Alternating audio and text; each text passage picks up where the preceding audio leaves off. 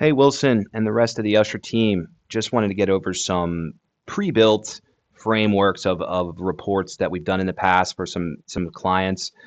Don't want to pigeonhole ourselves here.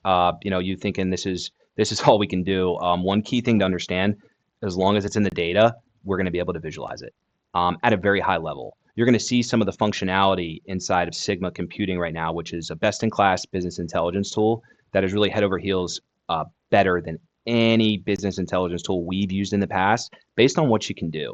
There's a lot more flexibility, a lot more functionality, a lot more ability to drill down and look at specifics inside the dashboard, even have the dashboards act as a monitoring system and alert you when things are happening. We've looked at a lot of BI tools. I challenge you guys to find anything that can do this in the market. It gives us a pretty unique advantage for logistics groups. So without further ado, I want to dive in. But just wanted to preface, this is a demo. These are all KPIs that may or may not relate to what you guys are trying to do. But if anything, I want you to take away from this video is understanding we can do this for your data and exactly what you want to see. It just needs to be there. And if it's not in a TMS, if it's not in a WMS, if it's in some disparate systems, we'll bring all that data together to a single source of truth, our data warehouse, and then transform it into these visualizations. So doesn't matter if they're multiple systems or one system. If that data is living somewhere, we'll pull it together and make it happen at a high level. Without further ado, I'll just dive into a couple dashboards here. So this is our driver performance dashboard. Asset-based groups typically want to looking at these main KPIs here at the top. Obviously, we could swap these out. As you can see, we're red in a lot of cases based on these date ranges. Probably want to know about that outside of empty miles. That's probably a good thing to be down on. But you have these date parameters here at the top. You can adjust if need be and set these parameters for really whatever you want to look at. We can actually break down these KPIs at the top in a pretty cool way by just looking at the underlying data, right? We're down on empty miles, but why? I can now look into these shipments and understand what's going on with the revenue, load time, time in, all that good stuff. So the underlying data, being able to dive in and look at specifics is a pretty cool advantage. If I click these three dots, you have the ability to customize the visualization. So if a KPI isn't what you want to see up top, you can swap it out, swap it in. A lot of flexibility there in the customized visualization feature here. And I'm just going to exit. Just wanted to show you that real quick. I can explain this chart by just clicking these three dots again at the bottom. As you can see, this is a beta testing phase, but it'll actually summarize ChatGPT style what's going on with those empty miles over time, not just March to February. So as you can see here, I'm looking at past years. We're looking to upgrade this now to actually look at, or to be able to ask the data a question. We're building this internally, and also Sigma, we heard, is actually looking to do this. So pretty cool. We'll have it in Sigma, but if we need to custom fit it to someone's environment, we're calling it Grizzly GPT, where you can incorporate an LLM to the dashboard, ask it a question, it spit back an answer. So another cool advantage there of Sigma and what we're doing over here at Bear. If I click these three dots again, there's a alert when feature. This is kind of what I was talking about, having the reports act as a monitoring system or alert system. You want to know if your empty miles hit a certain mark, like we have more than ever this month, and you set that parameter, you'll actually get a notification on your email of the dashboard itself telling you it's happening. So very unique advantage there of these applications acting as that alert system to let you know when something's happening, so you don't have to log in and check it out.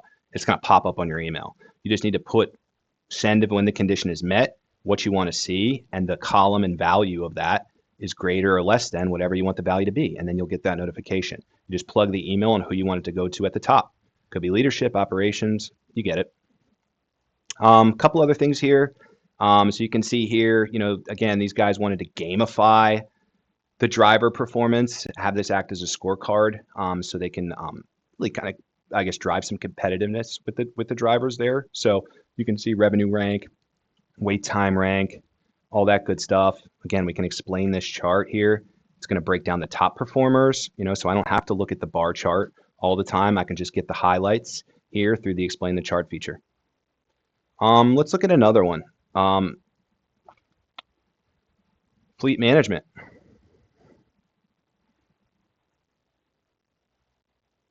So the type of equipment, trucks, bus, van, that we currently have.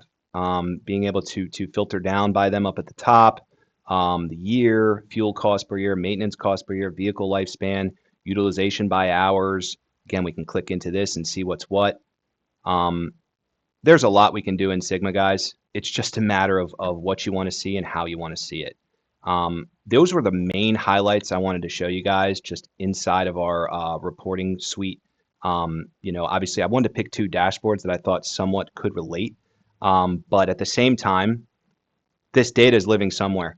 All the KPIs you mentioned, Wilson, you mentioned were inside of your systems and you have that data. Just a matter of bringing it to the surface and then designing the dashboard with you.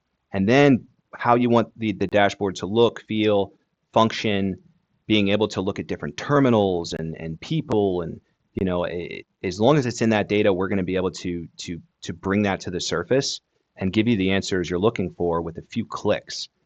First step is, pulling the data in. Then it's designing the dashboard with you and the type of functionality you want. I know you'd mentioned, you're assuming what the KPIs you'd want to see are, but to be able to understand those is really where we determine what the costs are, because that is the development of building it out.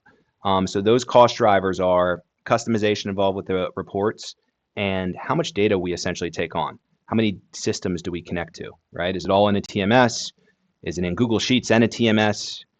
Is it in 4 different systems or 5 different systems or legacy systems? It doesn't matter. We can really get into mostly anything as long as it's an open API. That's the only thing that can jam us up, is if it's a closed API or the TMS system is holding the data hostage. We see that from time to time with big guys like McLeod that make it really hard to pull data out.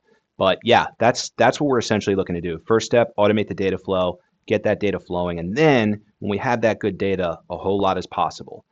With forecasting, predictive analytics, machine learning algorithms, things that are going to help you predict the future, along with some automation tools as well. We can do with some great data. So that's it. That's the video. Didn't want this to go super long. Just wanted to show you some quick hitter functionality points of Sigma computing, and a couple dashboards that were somewhat relevant. I know these aren't completely relevant, but looking forward to kind of taking next steps with you guys and unpacking things a little further to really find out what's the sweet spot, where can we provide the most value at a price point that makes the most sense. So appreciate you guys watching the video and look forward to hearing back on next steps and meeting here in the future. Thanks so much.